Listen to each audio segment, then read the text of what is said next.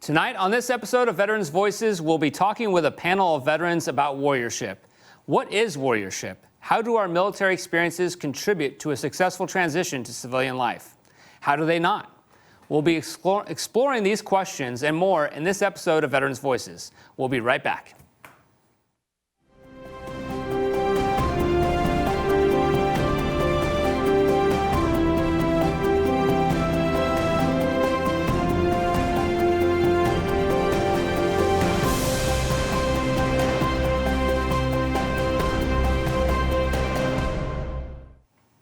Good evening and welcome. I'm Nathan Johnson, host of Veterans Voices.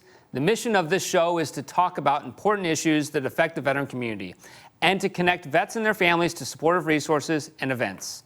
If you're watching tonight and would like to share an experience or ask a question, please send us a message through Facebook at Veterans Voices 1, email at veteransvoices@contracostatv.org, or call us at 925-313-1170.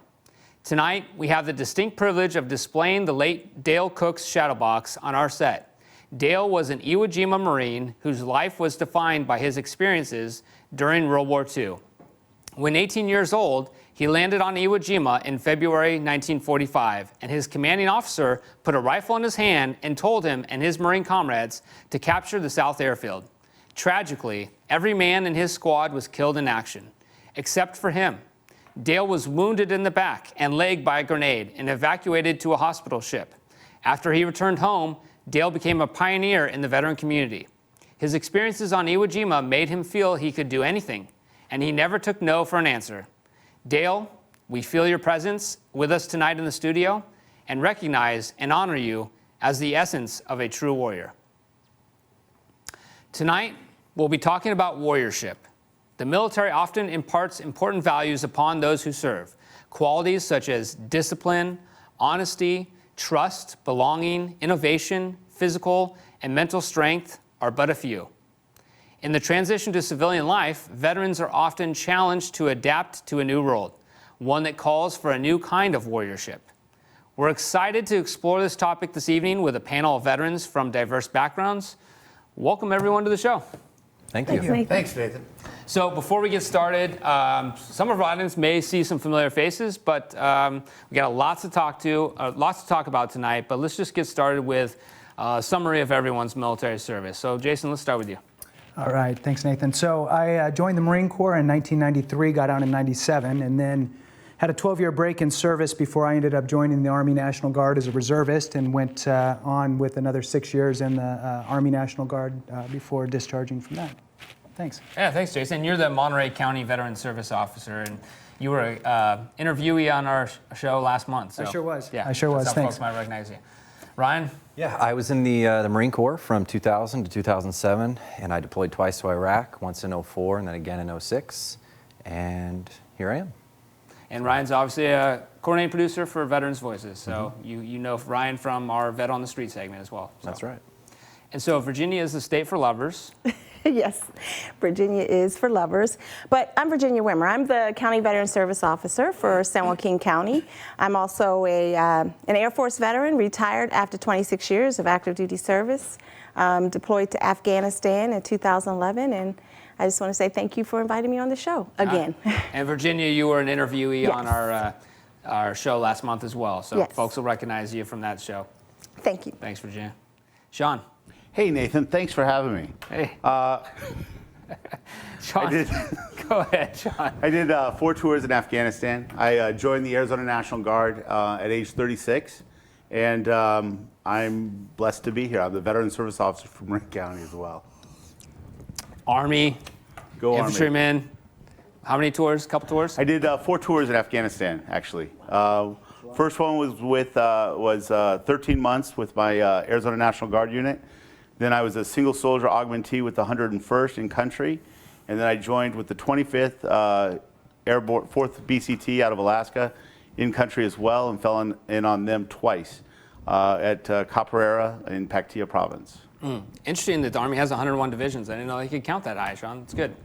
But, you know, it's good to have you back on, and you were an interviewee last month as well. So I was. People will recognize everyone from this show as having been on in the past, and we're going to have a real conversation. Obviously, we're keeping it a little light intentionally because we want to talk about something serious, and in order to talk about it, I think we have to have a serious experience in the military, and then have the trust to share it with each other. So we'll talk about warriorship and how to redirect that into the civilian life, but we would like to have your participation in tonight's conversation. If you have an experience, if you have an idea, or just have a comment in regards to this topic, please call in. Our phone lines are open. So let's talk about warriorship, and I think we would like to start it off with really kind of defining what warriorship is for ourselves. What does it mean?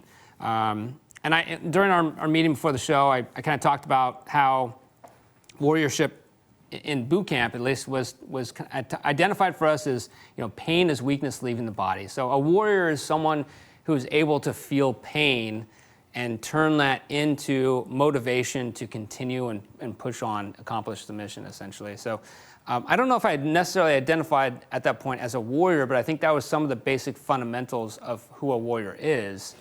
And that was, weeks into boot camp. Mm-hmm. I'd like to add that, for me, warriorship is a form of followership, right? Because I think that, no good leader can be a good warrior if she doesn't learn to follow, right? And so warriorship is about followership. That's how I see it. We have to start out, as individuals to become part of that team to press forward with that warrior mission. How did I just want to operationalize that a little bit more. We'll come back to you, Jason. We're going to in regards to operationalize followership, how do you feel like you lived that identity as a warrior in the military? Did you have to follow the lead of other? You retired. You had a senior rank. Oh, absolutely. So absolutely. I mean, when we first embark upon this adventure, if you will, we go in as individuals. We go in as ourselves. Our most vulnerable, authentic, lighthearted selves, and then you become part of this war-fighting machine. And then they start you off day one, hour one, first minute. You don't know how to follow these people. You have no idea. You can't speak the language. They're shouting and they're screaming at the top of their lungs, but they're saying things that you've never heard before. It's a different world. So you have to learn. You have to learn to follow. You have to learn what's my role? Where do I fit in here? Right. What do I do? Yeah. It's not an identity that's an individual identity. Exactly. It's a group identity. Yeah. Jason. And I think that, one of the things, it's easy to think of warrior and think of, all these, the suck it up, the rub dirt in it and move forward and ignore the pain, or pain's weakness leaving the body, and those types of things. But I think that what happens is there's this transition of this courage that's built within you that's beyond the courage of, I'm going to put myself in harm's way. There's also the courage to identify weaknesses within yourself and to work on those. To look yourself in the mirror, right, and go, I need to fix that, or I need to work on that and better myself, right? The hardest thing to do for individuals, anybody, is to look at yourself and go, I'm failing here, or I need to pick this up here, and I need to make that a better piece, right? So I think the military, at least in my experience, it forces you to look in the mirror, right? Even in the Marine Corps, one of our things was know yourself and seek improvement, right? Do you remember what some of those experiences were like for you? Did you realize it? Yeah. Right? So uncomfortable. And what I realized too is that transition to becoming a warrior, right, is really being able to put yourself, either intentionally or not intentionally, into an uncomfortable position and then grow from it, right? If you're not uncomfortable, you're not growing. So as soon as you're stagnant, you're not growing, right? Yeah. So it's coming up with that realization, at least for me. Yeah, good. I look at warriorship through the lens of some of the things we had to repeatedly say in boot camp, like kill, kill, kill, right? And now I understand warriorship in a much different way, in terms of heal, heal, heal, right? How can I heal after this experience of being in the military? And the military wasn't an entirely gentle, experience, So, in learning how to be gentle with myself, what does that mean? What does that look like, as a Marine, as a person who served, who went to Iraq? So that's just even being gentle. Like, what does that mean? How do I do that? I don't know how, One of the things that happens in combat is, we lose our fine motor skills, right? When you're in a high intense, situation with maybe bullets or rounds coming down range. And so I look at it like that, like how do we regain those fine skills to, you know, do emotional work, do inner work that's required of healing. So, you know. Yeah. It's interesting you mentioned the kill part, because I remember that very distinctly. After the drill instructor would tell you to do anything, your response to that would be kill. And it's not so much of a dehumanizing factor, it's just kind of a programming factor. The word kill is something you become comfortable with, right? I mean, prior to that, kill might have been something you joked around about, but this was like you were using the word in a very serious manner. And so at that point, I don't think I had any idea that I was going to go into any type of combat zone, but they were preparing me and every other recruit for the opportunity that should we go to combat, the word kill wouldn't be something we would just kind of realize it was kind of coming into our practice, right? That was what we were there for.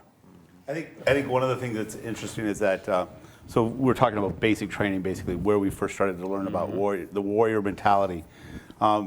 You know, and again, like I said earlier, I came in at 36. So I played high school and junior college football, been successful at it, and then, you know, waited quite a long time compared to the average. And at 36, you know, I knew what it was to be part of a team. I knew all of that. I didn't think of it as warriorship. I thought of it as team building and stuff like that. But then, yes, you get in, and so you take the word team building out and you put in warriorship or warrior training. And I think that what's interesting is the Department of Defense has they really learned how to, and I mean this in a positive way, brainwash you into the training so it becomes an action, not a reaction to situations. So for instance, trigger pulls. I mean, trigger pull sentences and phrases were something that they've used since World War I basic training. And the training hasn't really changed. And I've only learned a lot of that because having a lot of the older veterans come through the office as the veteran service officer, you hear what they went through at basic training. I'm like, oh yeah, so did I. Yeah, it's perfected, and it's definitely warrior team building. It's perfected, and they haven't changed much over the years. Yeah. So what about like beyond boot camp then? You know, leading up to our experiences overseas, deployments, experiences in Afghanistan. Ryan, you and I have both been in Iraq as well. So on deployments in places like Iraq and Afghanistan, did you ever identify in that situation, you think, with your role as a warrior? I remember being in Iraq, and it was the first time I'd ever heard, and I don't mean to disrespect anyone using this word, but Haji. The word Haji is something that I had never heard it before until I got to Kuwait. And it was a way that I think we were dehumanizing the enemy that we were facing. And so in that instance, I think being a warrior for me meant that I was better than the enemy, you know, and I don't remember that ever being a part of the training. Right. Training was about, I'm up, he sees me, I'm down, clean rifle, you know, clear line of sight. But suddenly, you know, facing this invasion of Iraq, I was suddenly better than this other culture, this other people, and warrior made me feel strong, dominating and better, you know. Like Sean was saying, it's a part of that indoctrination, right? It's a part of shedding that individual, facade and becoming part of this team, a part of this warrior program, this warrior process. And you're learning, I think at that time for me, I felt like I was learning how to just let go of the Virginia that I knew and become the airman that I needed to be, right? I felt like I was embracing the mission, the vision, the purpose of being in the Air Force. That's what I felt like. And of course, I got to be honest, it didn't come right away in basic training for me. It didn't come until I would say like halfway in my career when I realized how big of a part of the warrior paradigm, how big of the role I played. I didn't realize that until, again, halfway into my career, and I realized, wow, it's not about Virginia and what Virginia wants. It really is about my fellow airmen. It really is about, saving lives and being the protector, being part of that warrior program. Yeah, right. One of the things you said was pain is weakness leaving the body, right? Mm-hmm. I remember distinctly in Iraq, one of the Marines came up to me and said, and informed me about another Marine dying tragically about an hour prior. And I didn't feel anything. I was numb. And so when I hear you say pain is a weakness leaving the body, I think I think it's true, right? That if we can feel pain and reflect on our past and process those things, we're absolutely healing and doing that kind of work, that warriorship work. But what about when experiences, in Afghanistan or Iraq cause you to come home and be emotionally numb and be cut off from your emotions? And that's when I think that's how I look at warriorship. How do we get back to this emotional life? Right. So Yeah. You're absolutely right. And the thing is that even prior to running into an overseas deployment, you're going to run into situations where they're numbing you to that whole world anyway, to not showing emotion. Right. The kill thing, all those. Yeah, I agree. Well, this is a perfect lead-in, because now we're going to shift this conversation more towards where we feel that our identity as a warrior has been helpful and where it has been hurtful, I think, in our transition into civilian life. And then we'll kind of finish the conversation tonight, maybe talking about some of the resources, some of the ways that we've been able to help ourselves, or maybe some ways that haven't been helpful. I think we're going to have an honest conversation about ways that we've struggled to maybe convert or redirect that warriorship to a more healthy transition into civilian life. We'll be back, though, with that conversation in a bit. And again, are you out there with an experience to share or a question for the panel? We encourage you to call in tonight as soon as my teleprompt operator wakes up here. 313-1170 is the phone number you can call in. Our phone lines are open right now. And thank you for staying with us. We'll be right back after this short break. Please enjoy Scuttlebutt, our newest segment where we deliver some recent headlines in the news. You'll love this. Tonight, we're introducing a new segment titled The Scuttlebutt, where we will read the news, 2 stories which are true, and 1 which is hogwash. You decide. This is Scuttlebutt. I'm Nathan Johnson. And I'm Sergeant Hogwash. A 95-year-old former soldier died last month aboard an honor flight carrying World War II veterans home to San Diego after an all-expenses-paid weekend trip to Washington. Frank Manchel collapsed about an hour before the chartered American Airlines jet was due to land Sunday, the San Diego Union-Tribune reported. 2 physicians, including his own son, Dr. Bruce Manchel, were unable to revive him. It was almost instantaneous, said Dave Smith, founder of Honor Flight San Diego. He was laughing, chatting, having a good time, and then he collapsed. Chaplains prayed over the body, and it was covered with an American flag. As the plane was descending to its destination, former San Diego Police Chief Shelley Zimmerman, the daughter of a World War II veteran, asked Dr. Manchel if he was up for honoring his father with the song God Bless America. He agreed, and the plane was filled with song, the newspaper reported. Fellow veterans saluted as they passed by Frank Manchel's body while exiting the plane. Medical personnel, firefighters, and law enforcement officers also saluted as the body was taken from the plane. My father's passing was the ending to the most amazing weekend, surrounded by his newest of friends, Dr. Manchel said in a statement Monday. The Department of Defense confirmed today that as 2,000 Marines arrived in the Land Down Under for annual U.S.-Australia combined martial arts training, a Marine gunny had his ass handed to him by a rogue kangaroo who pledged allegiance to ISIS.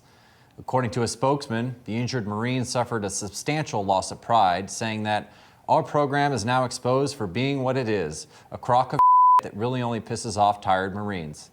Witnesses reported that they were smoking and joking just prior to the attack, and that the gunny was overwhelmed immediately by a series of rear hand punches from the marsupial.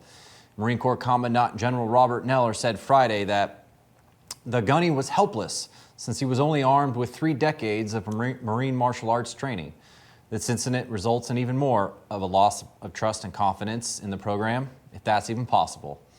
A public affairs officer told reporters that the techniques offered through the program are really only good for drunken bar fights or when throwing a haymaker at unsuspecting civilians in an alley in Oceanside while on liberty. You know, the things that Marines are passionate about. A $15 million memorial honoring Native American and Alaskan Native military members and veterans is set to open next year in Washington.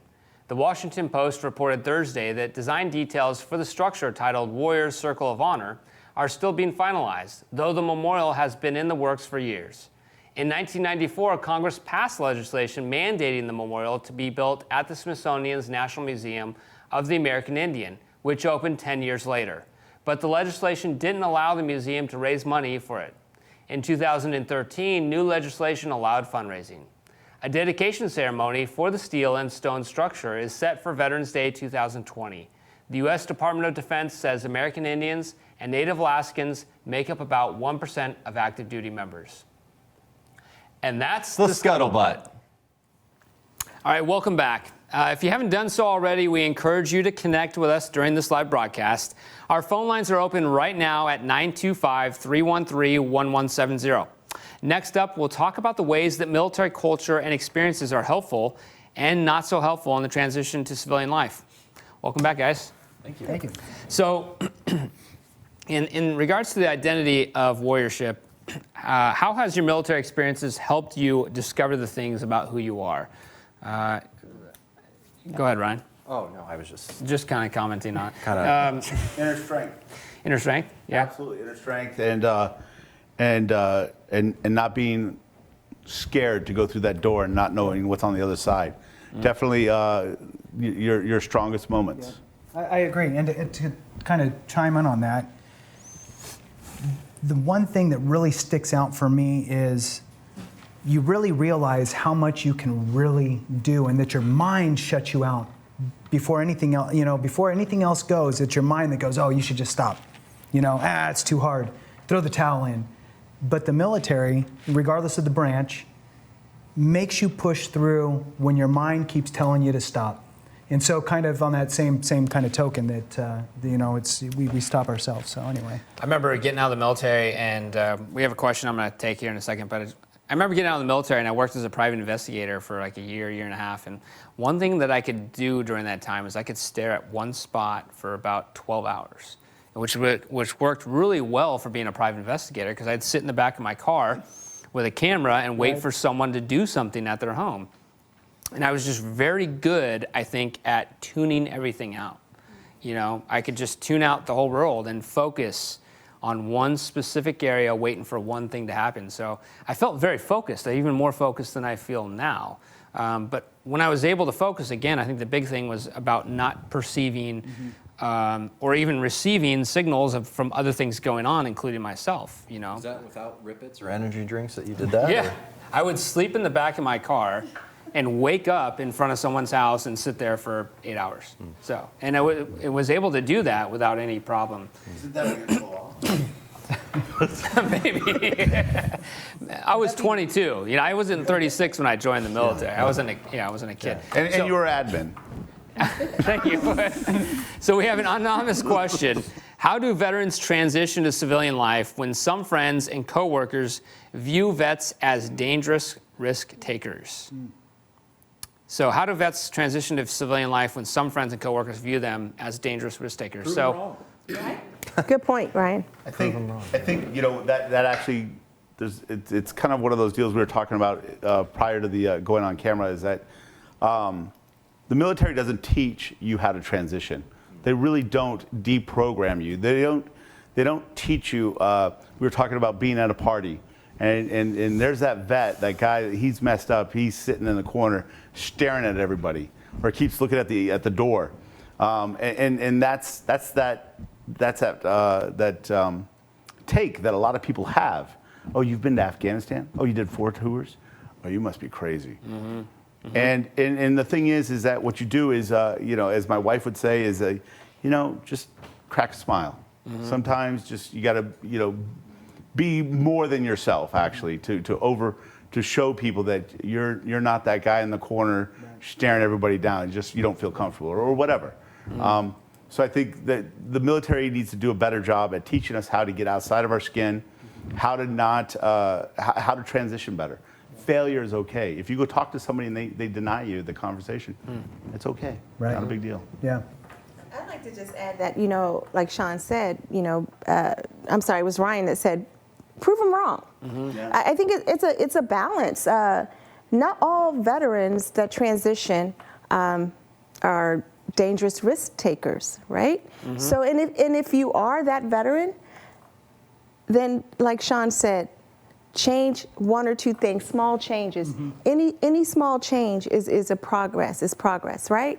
And I think also that's where veterans like us, who are working on healing or helping others to heal, I think it's our responsibility to share with our community who we are as veterans.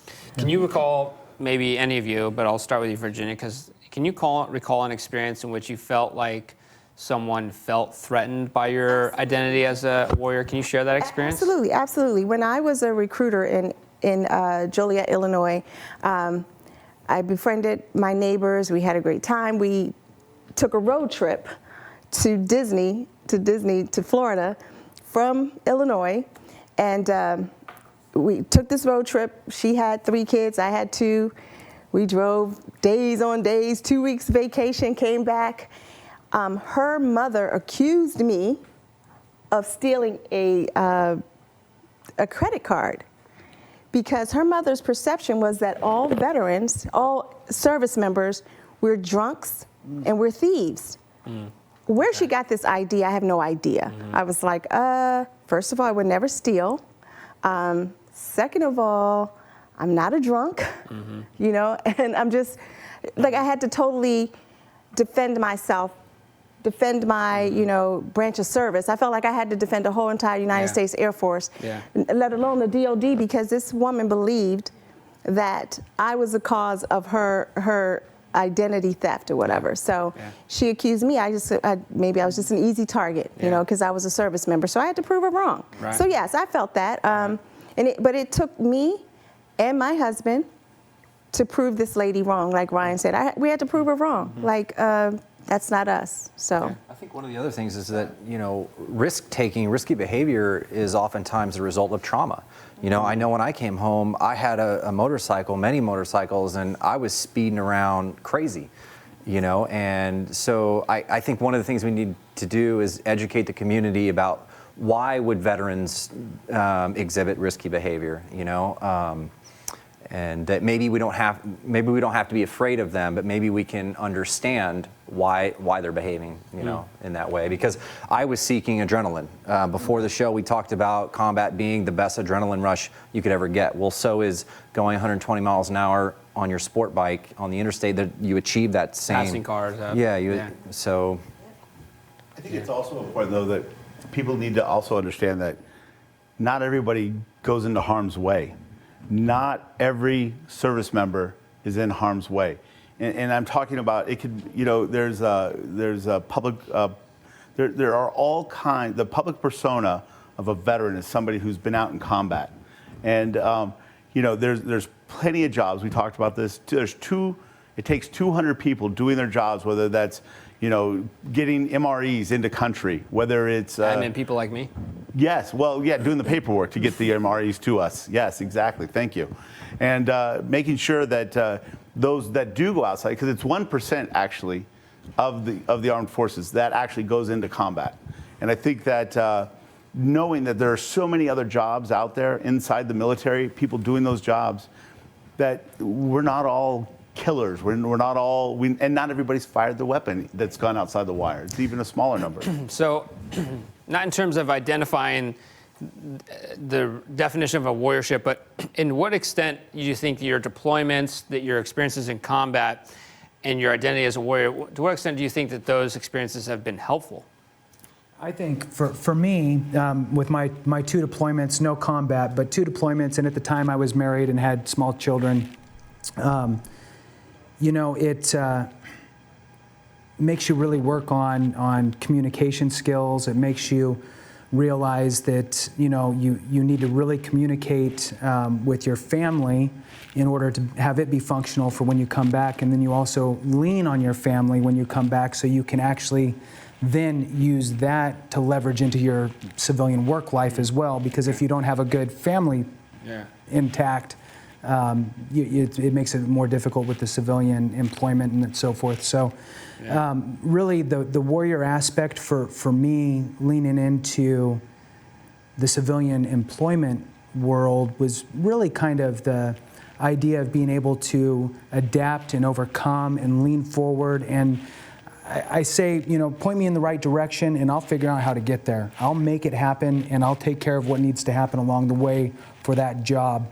there's very little else that needs to happen in that world. And as far as employers are concerned, I spent a good deal of time with the state of California helping get veterans employed and selling that message to the employers that a veteran can take that ball and run with it across that end zone line. Yeah, I feel like employers have really helped.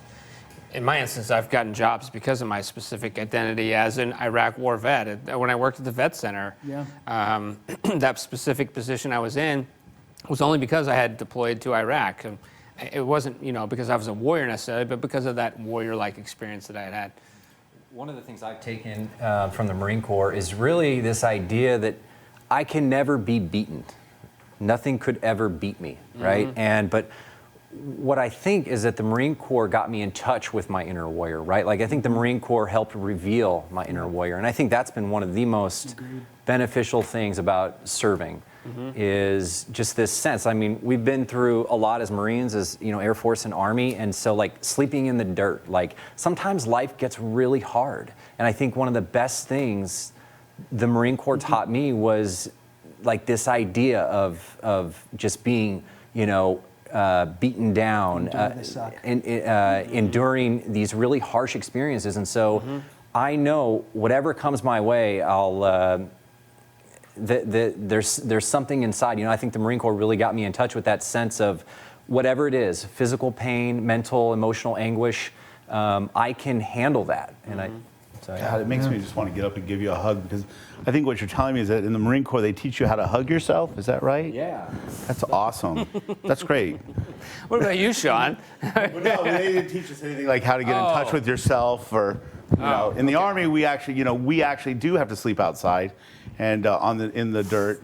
And so, I appreciate you sharing the huggy, touchy, feely stuff. We can do some yoga later. Excellent. I heard they get tense. No, tense. We get tense. Intense. Well, being in Air Force, don't have that experience that often, No, just kidding.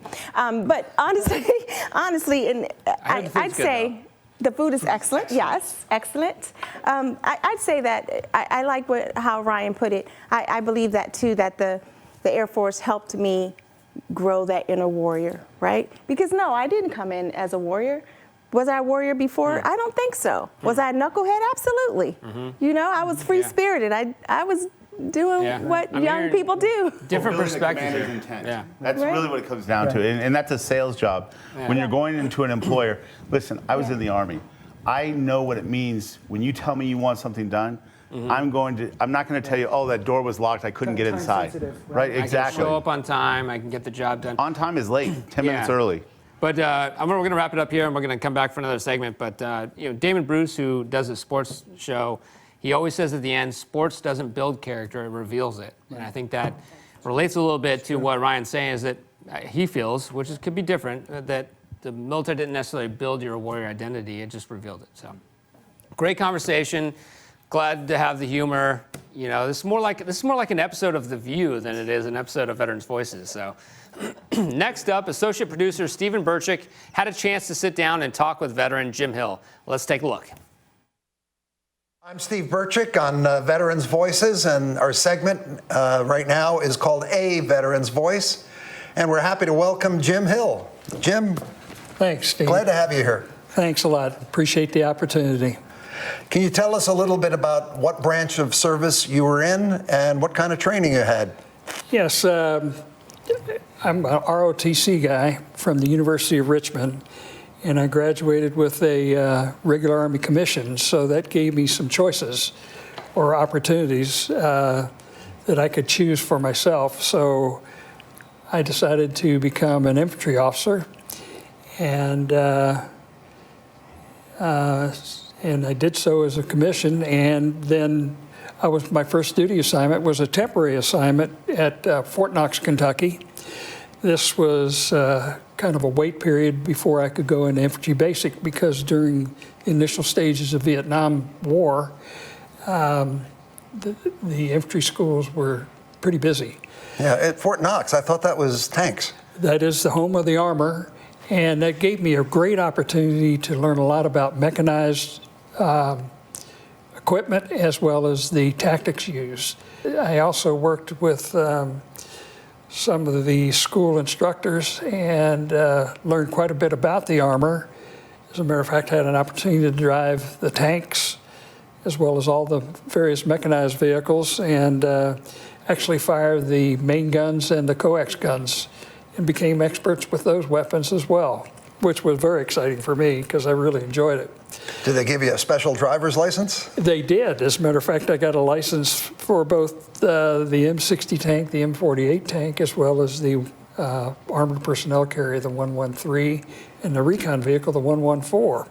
So at any rate, from there, went into the basic school, which is a nine-week program. Upon graduating, I volunteered for Ranger School, went into airborne school probably 2 days later, and after a 3-week period and my 5 jumps, I was awarded my airborne badge, and I was very, very happy about that because I played a big role once I got to Vietnam. Okay, so it sounds like you trained in the States, Fort Benning, Ranger, Airborne, and then you went to Vietnam. So when were you in? I went to, I deployed from there to Hawaii to Schofield Barracks with the 25th Infantry Division. Okay. And was there about a year. And it was there that we did a lot of work in the Hawaiian mountains, and that is very much jungle in there. So now you're in Cu Chi with the 25th Infantry Division. How did you make the transition to Pathfinder? There was a Pathfinder detachment being formed with the 25th Aviation Battalion. And I met all the qualifications because I was Pathfinder qualified. I had some combat experience, plus the fact that I was Ranger really aided, Ranger qualified, I was really aided in my ability to secure this job. Just a quick question. Pathfinders, I'm not sure a lot of people know much about them. There's an image number 3 that goes back to World War II. Can you explain the history real quick? Yeah, the Pathfinders really evolved during World War II. And what happened is when we first went into North Africa and then eventually Sicily, there were several airborne operations. And quite frankly, they were a disaster. Relating to the picture you have here is that during D-Day, the first troops to hit the ground in France were actually airborne Pathfinders. And the Pathfinders were designed to go in with their communications capability and direct the aircraft to the landing zone.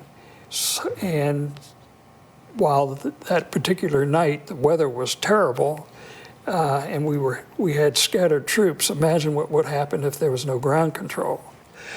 Image number 6 looks like a large helicopter mission or liftoff. There's loads of choppers in there. What's going on there? Well, this is now in my Pathfinder days. This was a large operation that went into an operation called Operation Attleboro.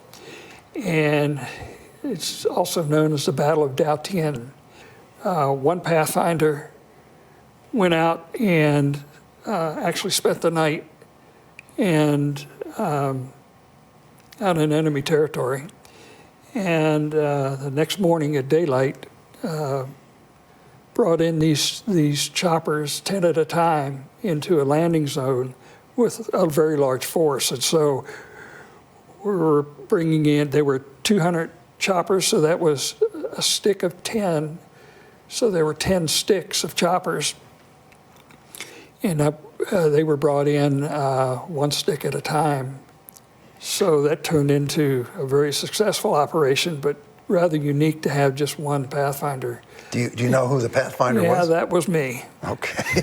That was me. Was that a little scary, spending time there before the rest of them came in? Oh, yeah. I could tell that the enemy was close. I could smell them cooking. They were camped not very far away. And yeah, that was a very exciting evening. I didn't get a lot of sleep that evening. Okay. There's another image there, rather large, looks like a modified Chinook, image number 9. What's happening there? Well, this was an experimental aircraft, and they built 3 of them. And this is one of the 3 that came to our base camp at Kochi. And it was called Guns A Go-Go. It's a C-47 Chinook helicopter. Generally, it's a transport plane. This particular one was quite heavily armored. It had 5 50 caliber machine guns, 2 on the port and starboard and 1 on the tail. And then on the port and starboard, there's also 2 rocket pods of 18 rockets each and a 20 millimeter cannon on each side. And then at the nose was a 40 millimeter grenade launcher called the Hog.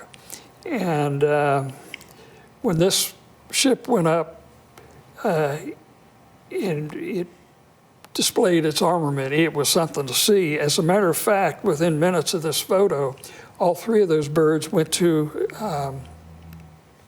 an emergency extraction to pull out a unit that was pretty badly mauled. Image number 10 looks like this rather large mountain on a very flat plain. What was that all about? That particular mountain is known as Nui Bao Dan, nicknamed Black Virgin Mountain. It's an extinct volcano, about 3,000 feet in elevation. The only mountain on the plains of Tay Ninh. Now, Tay Ninh is a little bit south of this picture, but it is very close to the Cambodian border. The purpose of this, if you look at number 11, is that on top of that mountain was U.S. forces, and it was mainly a signal operation. Very interesting, where you see vegetation on this mountain, it was controlled by the North Vietnamese Army and Viet Cong, and they actually lived in the vegetation or jungle around this mountain. So the only way a helicopter could get in there was to fly high and then auto-rotate down and land. That was the only way they could do it. To take off, they flew straight out and dove down to gain speed as quickly as they could, knowing that, they'd receive fire, but it was so quick that, and it went off different parts of the mountains so that they couldn't line up on it. Well, thank you. This has been an interesting retrospective on, on your tour in Vietnam, but some key differences. The Ranger, Airborne, and Pathfinder. You were a tank driver, and just lots of interesting things. We really want to thank you for visiting us today, and thank you, Steve. It's great to hear from you. Well, I'm glad that I had an opportunity to share, and that you gave me the opportunity to do such, so I really appreciate it. Well, thank you. Okay. Welcome back. We've talked so far about what warriorship means to us and the ways that military culture can be supportive or disruptive to the civilian transition. Now let's talk about practices, supportive resources, and techniques that can help veterans cultivate a warriorship that best supports awareness, self-discovery, healing, growth, and resilience. And just to remind you, you can be a part of this conversation. You can send us an email. You can call our number. Our phone lines are open. Be a part of tonight's conversation on redirecting warriorship. So welcome back, guys. And so we talked about the identity of a warrior. We talked about ways that being a warrior has been helpful or not so helpful in our lives. Now I think it'd be an important part of this conversation to talk about what resources have worked and what resources haven't worked for us. And not necessarily agency resources, but just things like, working out, exercising, diet and such, those things as well, more individual things. So, I can't really, at the top of my head, I can't really point to one thing in general. I think what has helped me the most is probably time. I was just sitting here and thinking tonight about something very specifically that has affected me. I'll be more specific. Driving in a car, I've never been comfortable with another car coming up beside me. But I just was thinking tonight how it's been a little while since I've thought about that. And I don't think it was one specific thing that really helped me with that. I never really talked about it in counseling. But I think it was maybe just time that allowed that to no longer be something I had to rely on in order to feel safe or to be aware of when I was in a car. But I was very uncomfortable anytime a car on the freeway doing 65, 70 miles per hour was, kind of paralleling me on the freeway. So I think time just really helped me as a resource. Yeah, So. I think for me, it's really building the friendships with other veterans in the community, right? Because you go from having this great brother and sisterhood in the military, regardless if you're in for 4 years or 24 years, you build this whole network of people that all speak the same language like you spoke about before, right? So there's all these acronyms, all these things, all these funny jokes that nobody else would get. And then all of a sudden you get out, which is what you were talking about, Sean, about how the military does a horrible process getting you out versus coming in. So building that support network wherever you may live, you got to find the veterans because you can ease back into life, being able to meet up once a month or whatever it is and do something. That was a very helpful thing for me. That's been important and still for me is. too. Absolutely. And luckily for us in our jobs, we kind of get to have a little more face time in that. So than some. So if you didn't have it, it would be even more difficult, I think. One of the most powerful things for me has been psychotherapy, and I've been in therapy for the past 2 years, and I just want to address something right now. There's articles, there's all sorts of headlines about military members, Marines, Army, anyone who feels shame or who feels like, oh, not now, or I'm fine, or like it's a last resort kind of thing, But today I was thinking that having a psychotherapist is like having an executive coach on steroids. And it's really helped me to get in touch, like we talked about earlier, with that emotional life. And one of the other things I'm learning is that in order to develop spiritually, in order to develop as a human being, that part of me, that emotional part of me, I need to pay attention to. I need to talk about the past. I need to talk about the present and really develop and cultivate that part. Because I think in America, we often focus so much on our mental and physical capacities that we leave this whole other dimension of ourselves left out. And so I think if you're not going to go see a therapist, just know that there's more to life. If you're in when I got out, I was in a sea of depression for like a decade, and I didn't know it because I was a fish in water. I was surrounded by it. I didn't know. I just thought it was the way I was. But then, I really got real help and committed to the process and realized that I'm slowly actually jumping into a new sea, a different sea, one where I can be happy, I can be joyful, I can take care of myself in the way that I want to. I'm not living someone else's life, I'm not feeling someone else's feelings or having their thoughts, but I'm able to connect with my authentic self. So that's my thing. One of the things that I think a lot of veterans have problems with is identifying the differences between what a therapist actually is. So they'll think that a therapist can be a psychiatrist, which a psychiatrist is not a therapist. A psychiatrist will see you for 15 minutes, and if medication is necessary, can medicate you and give you a prescription. And that's not what a lot of veterans want to be a part of. And so they avoid that therapist scenario. And to be honest, I get that. I understand what they're saying, but a lot of people aren't aware that psychologists, LCSWs, are what drive the vet centers. And the vet centers themselves, I think, have been the best resource for me. Seeing a psychologist who doesn't medicate, who doesn't recommend medications, but I see that psychologist. I have one of the greatest therapists, psychologists in the VA system. And, we sit there and we talk for an hour.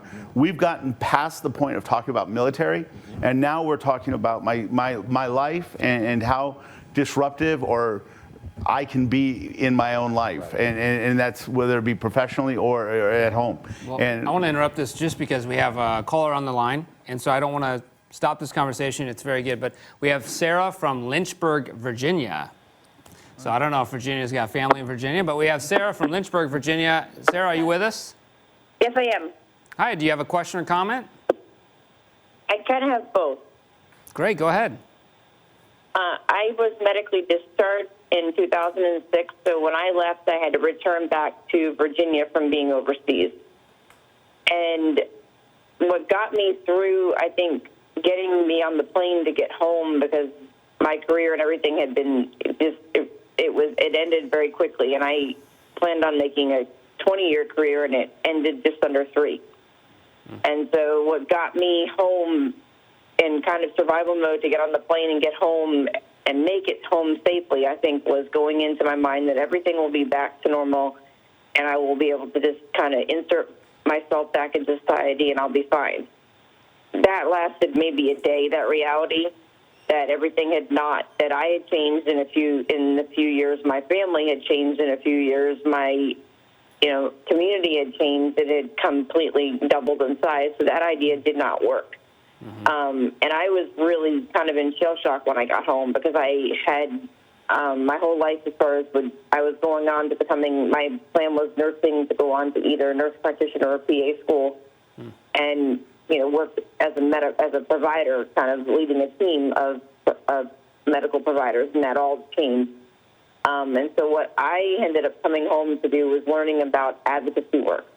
And also the thing that I did when I first got home was I didn't work. I took time to let myself get healed and try to get my medical things taken care of, which has still not happened, but it's kind of a work in progress. But I also went with my church and I volunteered on a team going to Gulfport, Mississippi to help the people that their homes had been damaged by Hurricane Katrina.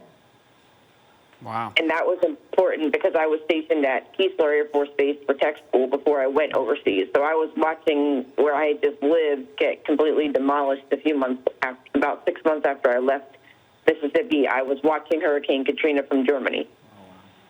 And what I was thinking was I wanted to be back in Mississippi helping those people. So I did go back a couple of years later. Yeah. But that was going there and helping a family that had lost everything get back in their home, to the point where I was putting their beds together, and putting linens on their beds so that they could sleep that first night at home. For me, that was very helpful, because I'm like, wow, I just came back from losing my career because I couldn't physically do my job. But here I am putting a family back in their home that was living in a FEMA trailer, that they had 30 days to get out of their trailer. And I had put doors up, I had helped paint things, I had helped install things. For me, it was reminding me, yeah, I'm still able to do things. My body may not be where it was, but I can still help people do things. And that was what reminded me that I was still useful. That's that warrior mentality. And so we have just a couple minutes. I was wondering if you had thank you for sharing a lot of that. That's very helpful to understand your experience. I was wondering if you also had a question, because we only have about 30 or 60 seconds left here. I think the question for me that I still struggle with is kind of, how do you come back into society and be more useful? Because one thing I struggled with, probably due to a TBI and PTSD, has been employment and figuring out who I am now. I think, Sarah, Thank you. I think you're on the right track. Yes. So there's an organization called Team Rubicon. Pretty awesome. Sounds like they would be a great organizational resource for you. If you would just give them a quick Google search, I think you would absolutely love them. And I know they will love you, because definitely, yes. Team Rubicon's actually been a former guest on the show. Oh, they're so you awesome. can watch other episodes of Veterans Voices and learn a lot about Team Rubicon. Sarah, thank you so much. Lynchburg, I think, Virginia, that's a new place. We've had many people call from the East Coast, but never, I think, from Virginia. So thank you so much, Sarah, for sharing your experiences and for asking your questions. So Thanks, Sarah. any other comments about what Sarah shared with us tonight? I think what she talked about was transitioning, and whether she realizes it or not. Transition. Yeah, her transition in coming back into civilian life. When she got back, apparently the world kept moving while she was gone, and she wasn't prepared for that. But continuing to help people and serve in a different with a different hat on is really how she was able to find her center, her chi, if you will. One of the other things I think we have to remember is that transitions generally always bring up all the old feelings of unresolved transitions in our life. And so that's why I think transitions can be so difficult, because when we're faced with one in life, we don't know why it feels so hard to adapt. And I think we have to remember that oftentimes transitions they can be emotional. They can be calling on us to, calling to us to pay attention to something that's maybe unresolved. So. Can you share maybe a little bit more specifics about that transition for yourself, Ryan? And maybe what so the most difficult here, part was? I'll give you this. So, I got home in 2007, and like 12 years later started psychotherapy. I started to talk about the military, but it wasn't really the military that I needed to focus on at the moment. Maybe a few times, but it was really all the stuff that happened to me in childhood. It was my childhood experiences, and while we have varied experiences, all of us do, our early influences, people we were around, our parents, anyone, I think that for me was what I needed to pay attention to. I agree with you. So. I've felt that since I went into the Marine Corps, a lot of my life before the Marine Corps completely disappeared. I feel like I'm a completely different person, and I think a lot of my military experience blocked out maybe some things that were unresolved or things that still affected or developed me as a person. So yeah, I really appreciate everyone sharing tonight. We're out of time. I think this was a great opportunity to invite the conversation for our audience to have. So I want to thank our emails, our phone calls, everyone out there who participated. And thank you for tuning in to the show tonight. We've had a meaningful conversation with our panel, and we hope that you've enjoyed it. Before we go, we'd like to share a few events and resources in our community. Contra Costa County Veteran Service Office has initiated a program for the county to educate and support senior veterans. Inspired by the Institute on Aging and their Veterans Benefits Protection Project, this coalition will work to eliminate the financial abuse of our senior veterans. Learn more at contracosta.ca.gov/vets. Rotary Clubs are a global network of 1.2 million neighbors, friends, leaders, and problem solvers who see a world where people unite and take action to create lasting change across the globe, in our communities, and in ourselves. You can get involved in your local Rotary by visiting Rotary.org. Mission Continues is a national nonpartisan nonprofit that empowers veterans to continue serving and empowers communities with veteran talent, skills, and preparedness to generate visible impact. Learn more at missioncontinues.org. To rewatch tonight's episode, check back on our homepage later this week or check your cable provider's schedule for rebroadcast times. You can also rewatch this episode and many others on our YouTube channel, Veterans Voices of Contra Costa. So be sure to subscribe. Our next live broadcast will be Monday, August 19th at 7 p.m. Be sure to tune in. This is Veterans Voices signing off, wishing you all a relaxing evening. And for the veterans out there, America! Simplify. good night. Where's the hug?